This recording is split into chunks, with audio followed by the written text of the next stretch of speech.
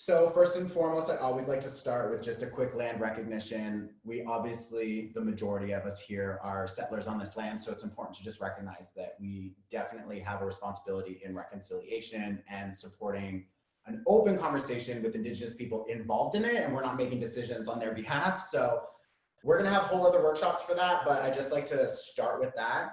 I will be using some safe medicine. And if you ever use it on your own or you want to join me, you just need like a couple little pieces. Don't burn your huge like Urban Outfitters thing. It's just don't do that. Um, okay, so the spring equinox. This happens on Tuesday, the 22nd, September 2020. So already the numerology is 22 and 2, 2. So like talk about balance. If you combine 2 and 2, 4, and if you combine 2 and 2 on the other side, also 4. So once again, the balance. This whole year, you've been taking my workshops. If you have, if you haven't, newsflash, it's a 4-year, and 4s are foundations and structures and routines. So this whole year, really until 2021 in March, is going to be restructuring. I say March because if you are an Aries, your birthday season rolls around in that time, and that is the beginning of the zodiac wheel. So the first house starts it all off. When we come back to the first house every year, I believe that is our actual new year. So we've got a lot of restructuring to do. This is a time, sorry, the actual time of it is 13:30. So 1:30, that's universal time. So you can just Google that, but it's on the 22nd for everybody, no matter where you are, I believe. People say it's equal parts day and night. It's not really, but I guess at one point in time it was. But it's like real damn close. So energetically, we like to review our equal parts light and dark, day and night. You cannot have light without dark, and without dark, you don't understand the light. So this is a huge opportunity for all of us to really step back and just recognize like, wow, what first and foremost have I been working towards to brighten that light? And what other darkness, quote unquote, those parts of myself that you could call like the shadow self, a lot of people call it shadow work. What shadow self do I need to continue to discover? A lot of people don't want to look at their shadow self because it's extremely uncomfortable. I'll be the first person to tell you that. I have my fair share of habits and at one point in time, addictions and traumas, and like I fucking get it. That's why I do what I do and how this all developed, because I've like gone through the fucking work and it's bullshit. I get it. But that being said, people like you who clearly want to invest into yourself and you do that shadow dive, once you start seeing, oh wow, I'm really weird in this way, or why the fuck does my mind go there, or what is wrong with me when I react that way? There's nothing wrong with you. That's actually like the universe being like, did you notice there's a trigger there? You should probably pause and like ask what's behind the trigger and then do some root work. And I'm not talking about root chakra, although it could be tied to that, but like, what is the root of that issue? So like that would be the quote unquote shadow self. That we're trying to identify and discover so that we can then bring the light to it. So like, it literally, they go hand in hand. So when people talk about the shadow or the darkness, don't ever get like weird about it. It's literally what we come here to do. This is like the densest, one of the highest density realms, you could say. And it's like an intense school. So like you came here to learn and to figure yourself out. So just like fucking do it. If you don't do it, you're gonna hit friction, you're gonna bump into walls, doors that aren't opening, and you're gonna find you have a tougher time. So the fall equinox is really asking us to figure out how to balance the two. It's also in the middle of harvest. So what are you harvesting? What have you been harvesting? What seeds have you been planting?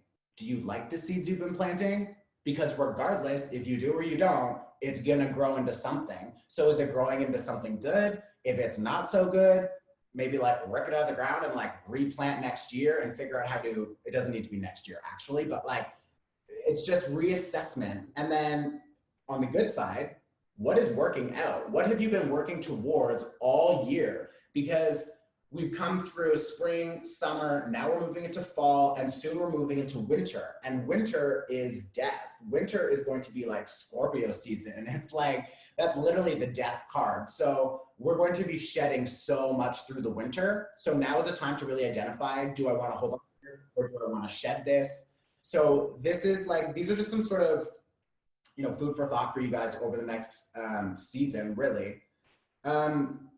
I'm not going to get into that because that's going to take too long.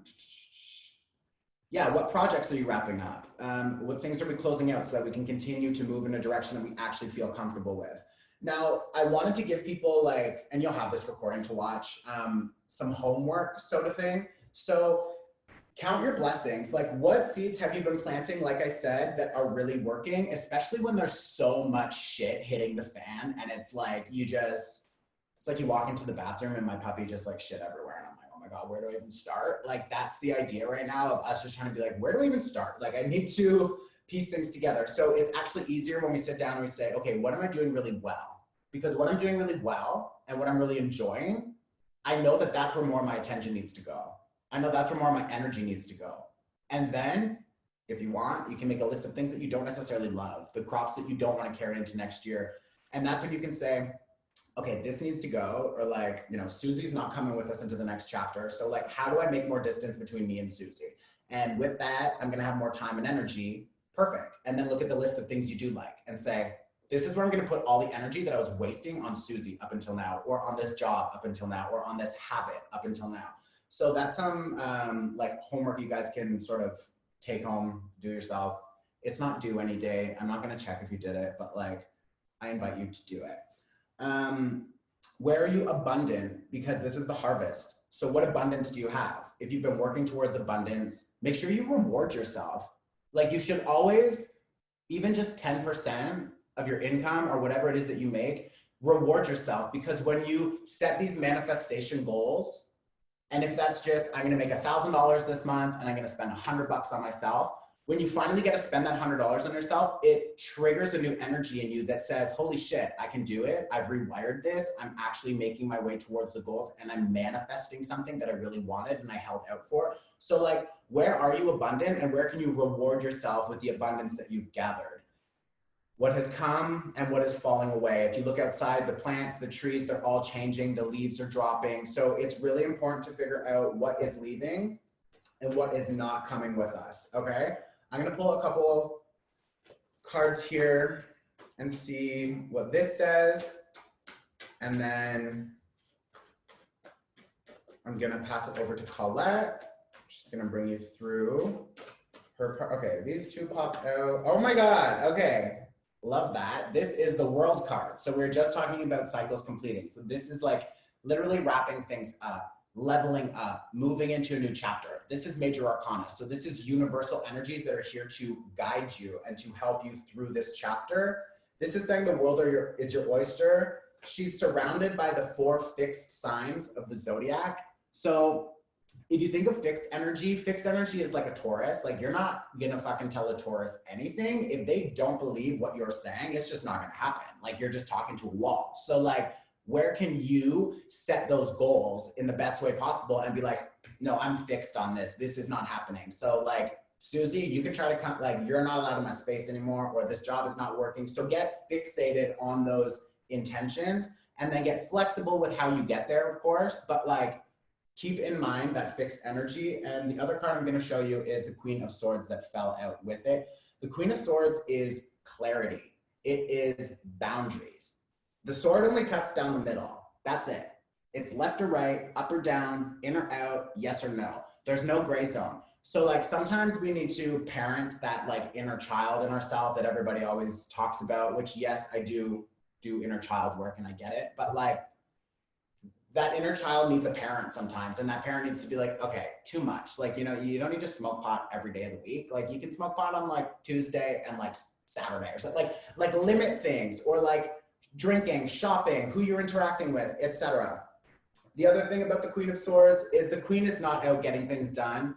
She's feminine energy, so she is receptive. She is waiting. She knows the seeds she's planted are coming back to her. So she's not running around looking for things. She trusts the universe. Her intuition is strong, and she knows that what she wants will find her if she holds the vibration. We live in a quantum reality that's proven. So like what you think, what you emit will come back to you. It's just a matter of, are you patient enough? Are you in the right environment? Are you holding that vibration long enough? So that's today what we're going to bring into balance is like cleansing our auras. I'm going to do some deep Reiki on everybody. I'm going to use 3 symbols, one to clear the mind, one to promote healing in the body, and one to balance the emotional body. And Colette is going to do some, well, like I said, she already recorded this because the audio was so fucked up on Zoom. So I'm going to play her MP3 track, which is like so beautiful. Everyone's going to get the high quality MP3 afterwards as well. But before we start, I just want her to introduce herself. I'm going to spotlight her. Okay, there you go, babe. The floor is yours. Okay, hello everyone. It's so great to be here. Thank you so much, Chris. Love the reading and love the description of why we're here and what we're doing this for. So the sooner that you start this kind of inner work and this inner journey, the more that you will develop and the more things will come into place. And that's just a matter of fact of how that moves. So my name is Colette, and I really am just a musician and many other things, but I love music, I love sound. I'm a singer-songwriter and artist. It's been a big part of my life for my entire life.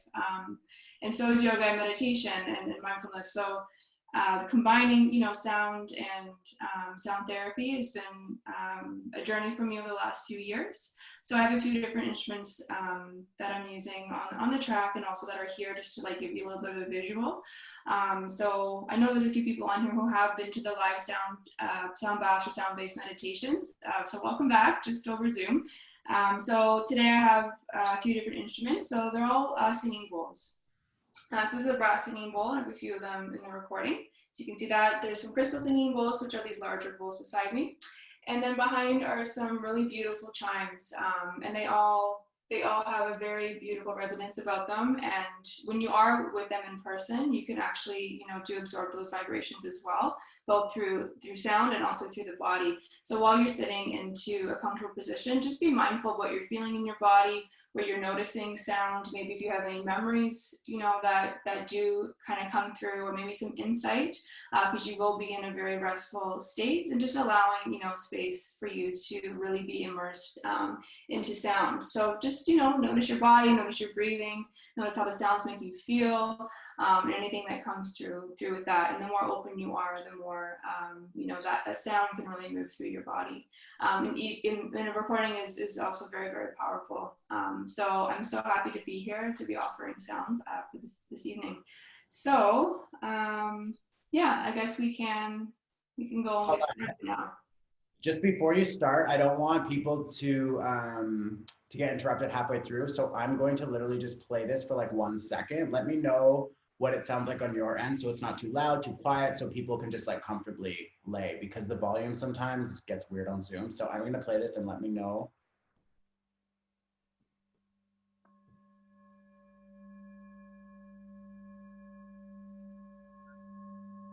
Can you hear that? It's so good. Good? Okay. So with the track too, you really, and if you are listening to any sound-based meditations, it's really great to listen to. If you have a great pair of speakers, great. But headphones are really important as well, so you can actually hear the overtones.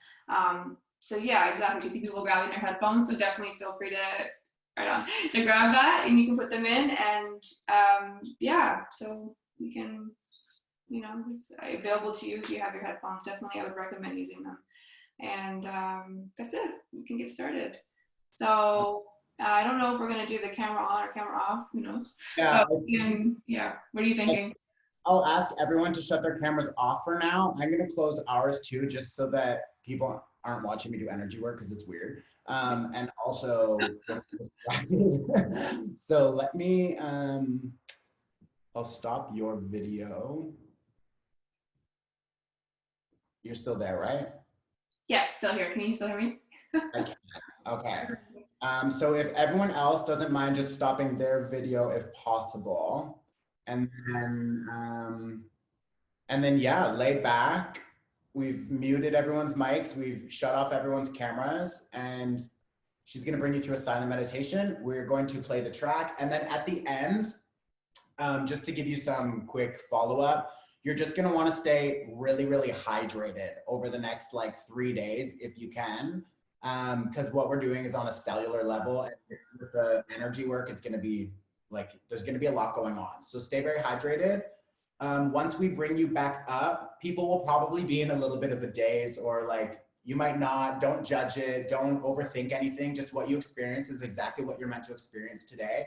And once she has finished and brought you back up, I'm probably just gonna say a really nice, like, thank you guys for coming, remember to drink water, and we'll see you next time. And then I'm gonna connect, because we don't need to really have like a conversation afterwards. People are kind of in, some people will be crying, some people be, so I'm gonna say goodbye now and thank you for coming. I'm gonna let her start with the meditation, and we will go through the sound, and then we'll see you, I guess, on Instagram. So go ahead, I'm gonna mute this video. Okay, whenever you're ready, babe, go for it. Okay, so everyone, just arriving into a position where you're able to be as open to receive.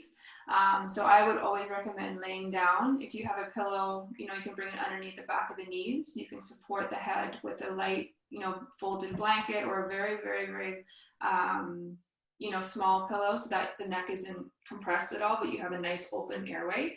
I'd recommend that. Always, while we are relaxing, and anytime that we do lay down and we're resting, the body tends to drop in body temperature. So if you have a blanket, you can always bring a blanket over the body. And sometimes it's always nice just to place maybe a little bit of weight, like a weighted pillow or something, over the body, the sacrum area, just so that allows the body to come down into the ground a little bit more, a little bit of weight there.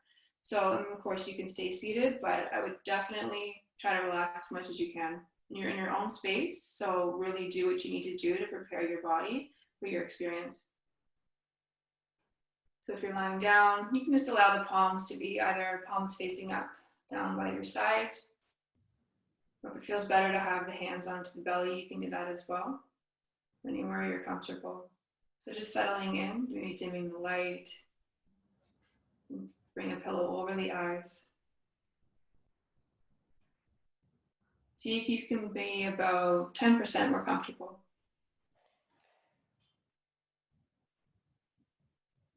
Now, as you soften your eyes, beginning to close the eyes, softening your jaw, just separating your teeth.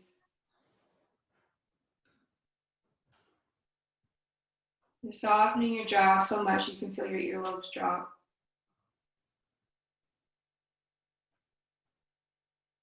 Softening the fingers. All the muscles in the belly.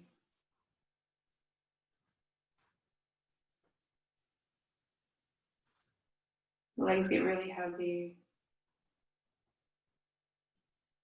Just allowing the heels just to sink into the earth.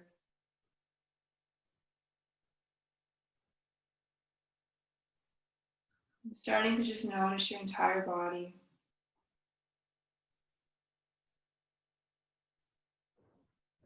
Starting to notice the space that you take up in the room.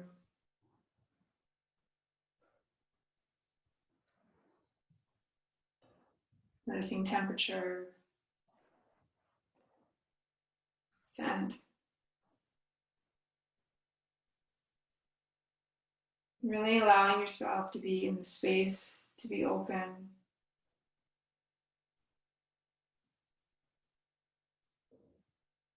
To soothe any disease or comfort.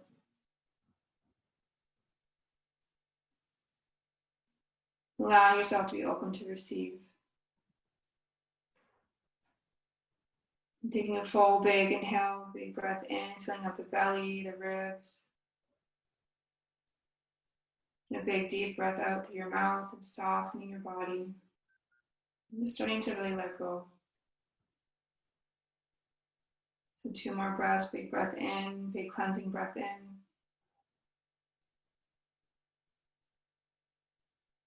And a big cleansing breath out through the mouth. So you just soften. Final breath here, big inhale all the way up into your chest. We're gonna hold at the top, so holding the breath. 4, 3, 2, 1, and exhale, and just soften your body. Just letting go of anything that doesn't need to be here in this moment.